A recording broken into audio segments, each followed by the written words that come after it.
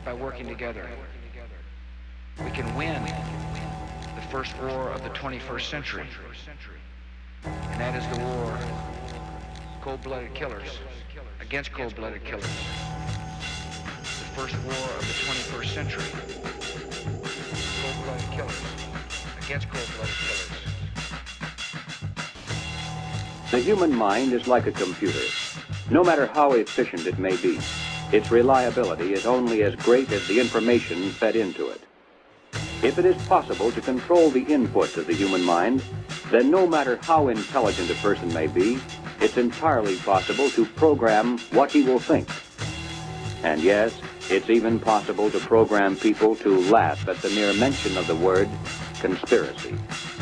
Using television as the prime example of how mental programming and mind control works, television is the most powerful weapon of psychological warfare in history.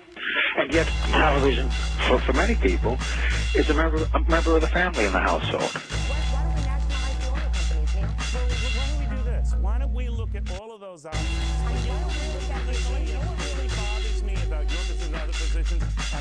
There's a movie called Loose Change that asserts hundreds, if not thousands, of Americans colluded to kill their fellow citizens on 9/11. That Al-Qaeda didn't attack us. We essentially attacked ourselves.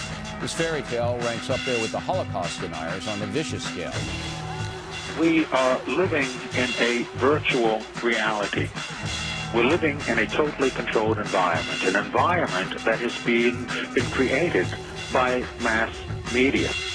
Now, many people, especially young people, accept unquestioningly the reality that is presented by the media.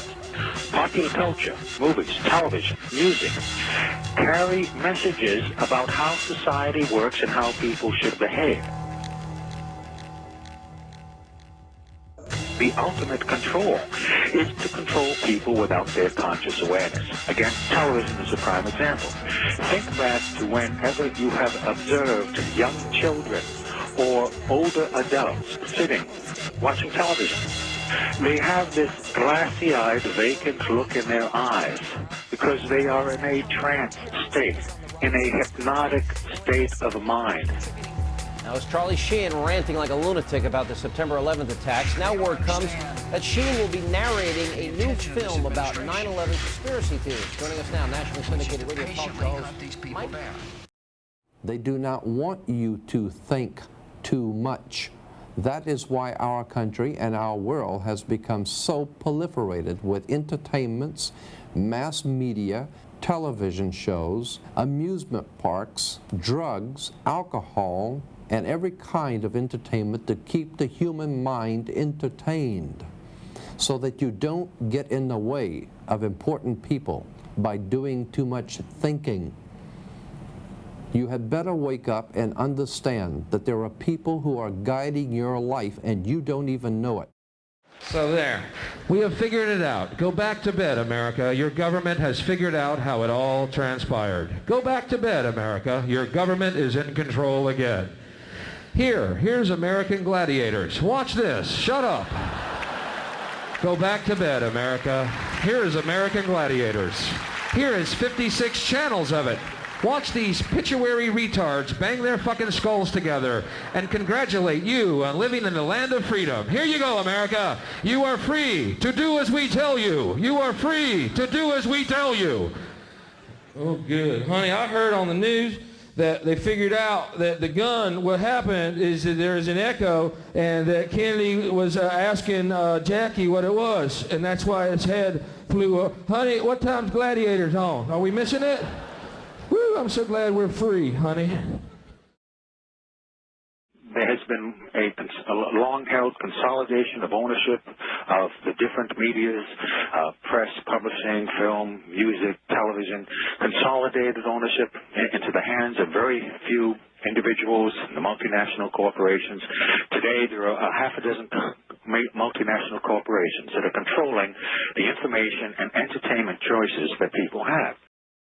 The truth of the matter is that increasingly what we see, what we hear, and what we read is being controlled by fewer and fewer large multinational corporations. People don't appreciate this. You know, in the last days of the Soviet Union, you had dozens of newspapers, dozens of magazines, all kinds of radio and television stations. The only problem is that all of that media was controlled by the Communist Party of the Soviet Union or the government of the Soviet Union. We are moving in that direction. There is an illusion of choice that's maintained when you can have 100 channels on your cable system, and how many movies did the studios release a year now? All these different studios, and the music industry with so many labels, and magazine stands that go on and on and on forever. Well, the owners are a handful, 5, 6 different companies. 90% of the top cable channels are owned by the same giants that own the TV networks and the cable systems. More channels are great, but when they're all owned by the same people, cable doesn't advance localism, editorial diversity, and competition. And those who believe the internet alone will save us from this fate should realize that the dominating internet news sources are controlled by the same media giants who control radio, TV, newspapers, and cable. Okay, we say we've got freedom of press in this country, and some folks have said that you've got freedom of press as long as you own it. Well, who owns the media? And when I say that, I mean it not literally, but as far as who controls the information that goes out in the media. An example, NBC is owned by General Electric, and General Electric is one of the top 10, if not top 5 defense contractors. Is NBC going to expose a news story that might in some way impede a contract negotiation, which can mean a lot of money for General Electric? I don't think so. So the point here is that we have elected officials, both Republicans and Demopublicans, that cater to who? Certainly not the common people. We don't have the huge amounts of money to contribute to their election campaigns. The people that contribute the most amount of money are the corporations. And so that representative or senator is going to do what is going to be in the best interest of those corporations. So if the corporations are controlling and influencing our elected officials, we must also take a look at the mainstream media.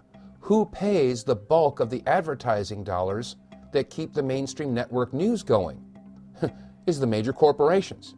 So what we have now is we have corporate control of elected officials, corporate control of the media, and this is why some people are now calling it the corporate Borg, because they have assimilated several different areas of our entire society. The corporations control agriculture, technology, manufacturing, industry, education, communication. They control our elected officials. This is not a government of, by, and for the people. It is a government of, by, and for the corporation. And by definition, when business controls government, that is inescapably fascism. Now, there are two primary means by which people are manipulated and controlled. One is very simple, very basic, and that is simply the control of information and the control of, if we don't have all of the facts on any particular topic, then our judgment is going to be no better than the quality of our information.